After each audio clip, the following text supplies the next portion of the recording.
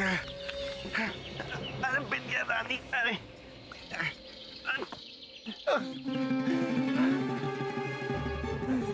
अरे बिंदिया रानी, अभी जिंदा हैं हम। चलो जल्दी से बाहर निकलो। अरे हमको लगा हम नरक ही सुधार गए। तुमने काम जैसा किया है, उसके लिए तो नरक का टिकट ही कटाने का मन था हमारा।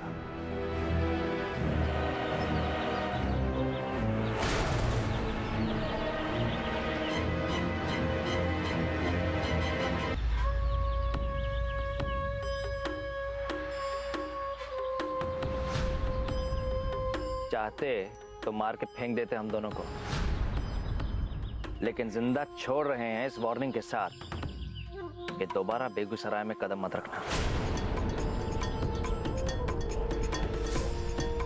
कहाँ है?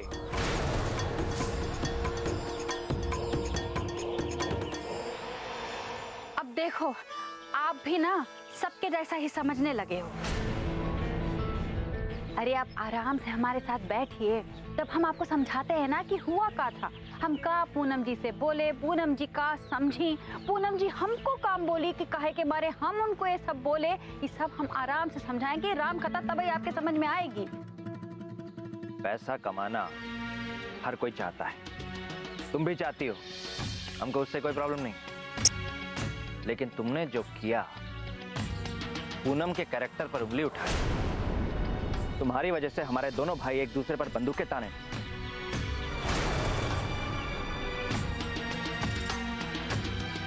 वैसे तो बंदूक से हमें नफरत है, लेकिन इसका मतलब ये नहीं कि हमको चलाना नहीं आता।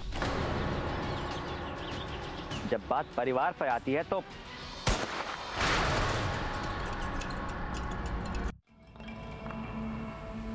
आखिर बेगूसराय को अपना अगला राजा मिल ही गया।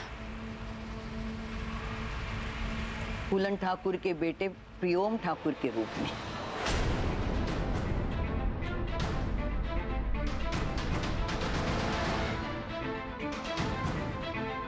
हम समझ सकते हैं बेटा, इस फैसले पे अमल करना बहुत ही कठिन है। तलवार की धार पे चलने के समान है ये, क्योंकि एक तरफ अपना खून है तो दूसरी तरफ इंसाफ। लाखन के साथ साथ मिथिलेश भी ये कभी स्वीकार नहीं करेगा कि कल तक मस्ती मजाक करने वाले प्रियोम ठाकुर को तुमने अपना उत्तराधिकारी बना दिया। खून के रंग बदलने लगेंगे फूलन ठाकुर, और हो सकता है कि मिथिलेश और लाखन अहंकार की आग में जल के प्रियोम के दुश्मन बन जाए।